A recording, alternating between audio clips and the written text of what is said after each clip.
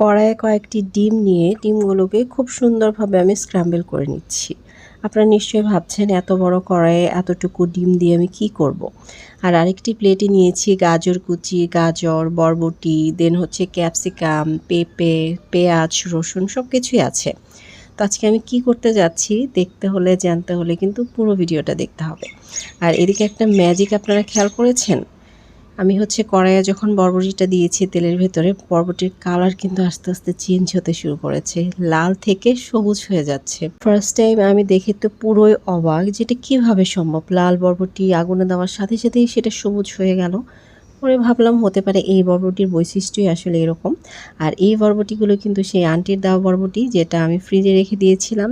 অল্প একটু ছিল জন্য ভেবেছিলাম যে কিছু একটা করব, তো এইভাবে এই জিনিসটা করব আসলে আমি ভাবিনি। আসসালামু আলাইকুম এভরিওয়ান, কেমন আছেন সবাই? আলহামদুলিল্লাহ আমি ভালো আছি। আর এই তো কথা বলতে বলতে কিন্তু আমি ফ্রাইড রাইসটা রান্না করে ফেলেছি। আজকে এই ফ্রাইড রাইস রান্না করার কোনো ইচ্ছে ছিল না, তো হঠাৎ করে আসলে প্ল্যান হয়েছে। সন্ধে বাজে ৭টা, তখন একজন আমাকে বলছিল তার চিলি চিকেন খেতে ইচ্ছে করছে, যদিও বিষয়টা আমি বারবার ইগনোর করে যাচ্ছিলাম। শেষ পর্যন্ত আর ইগনোর করতে পারলাম না, আমাকে সেই রান্না করতেই হচ্ছে। আমি কিন্তু রান্না করতেও চলে এসেছি। আর এই তো আরেকটি চুলায় হচ্ছে আমি চিকেনগুলোকে ভাজতে দিয়েছি। চিকেনগুলো ভাজতে একটু টাইম লাগবে, যেহেতু এটাকে ভালোভাবে কুক করতে হবে। আর হাই হিটে যদি আমি চিকেনগুলোকে ভাজি, চিকেনগুলো কিন্তু পুড়ে যাবে, বাট ভেতরে কোনো কুক হবে না।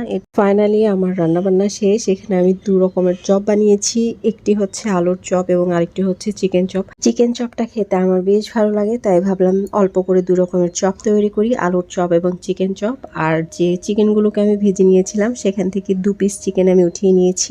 এই সেই কাঙ্ক্ষিত ডিশ, যেটা হচ্ছে খেতে ইচ্ছে করছিল।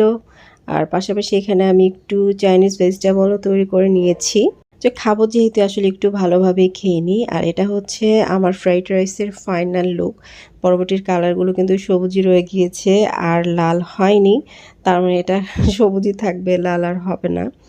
তো এই হচ্ছে আয়োজন। অল্প সময়ের মধ্যে যতটুকু সম্ভব আমি করার ট্রাই করেছি। 2 রকমের চপ করেছি, চিকেন ফ্রাই করেছি, চিলি চিকেন করেছি, তারপরে হচ্ছে চাইনিজ ভেজিটেবল করেছি।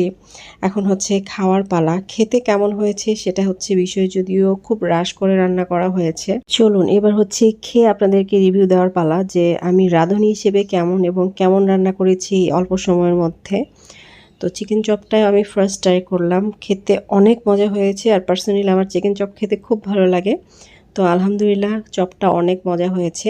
এবার হচ্ছে ফ্রাইড চিকেনটা খেয়ে দেখব এটা কেমন লাগে। তো এখানে হচ্ছে 2টো লেগ পিস আমি নিয়ে নিয়েছি দুজনের জন্য। যেহেতু মানুষ আমরা 2 জন, তাই আমি সব কিছুই অল্প অল্প করে তৈরি করেছি। আপনারা দেখেই বুঝতে পাচ্ছেন পরিমাণে কিন্তু সবই অল্প অল্প করে করা হয়েছে। তো পাশ থেকে উনি বলছিল যে সবথেকে বেশি মজা হয়েছে চিলি চিকেনটা। যা আছে সব কিছুর মধ্যে চিলি চিকেনটা 100-এ 100। তো আমি বললাম যে বাকিগুলো কি মজা হয়নি? বলছে যে না, বাকিগুলো অনেক মজা হয়েছে, তবে চিলি চিকেনটা বেশি ভালো লাগছে। এ থেকে বোঝা যায় যে ওর খেতে কি পরিমাণ ইচ্ছে করছিল। প্রত্যেকটা ডিশ আমি ট্রাই করলাম, প্রত্যেকটা ডিশ এত মজা হয়েছে, এত টেস্ট হয়েছে যে নিজের খাবারের প্রশংসা আসলে নিজে না করে আমি থাকতে পারছি না। প্রত্যেকটা আইটেম আসলে 100-এ 100। ফ্রাইড রাইস থেকে শুরু করে ইচ অ্যান্ড এভরি আইটেম 100-এ 100। মানে কি বলবো, আমার আসলে মানে দেখেই জিভে জল চলে এসছে, এত মজা হয়েছে।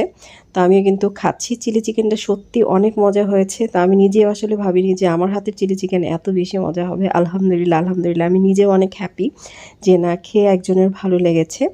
তো আপনারাও হচ্ছে আপনাদের প্রিয়জনদেরকে এভাবে রান্না করে খাওয়ান, দেখবেন যে খুশি হয়ে যাবে। এতে করে সম্পর্কটাও কিন্তু অনেক ভালো হবে। আজ এখানে শেষ করছি, দেখা হবে নতুন কোনো ভিডিওতে। চ্যানেলটাকে সাবস্ক্রাইব করবেন, লাইক কমেন্টে শেয়ার করবেন। যারা ফেসবুক থেকে দেখছেন পেজটাকে ফলো করে দিবেন। আল্লাহ হাফেজ।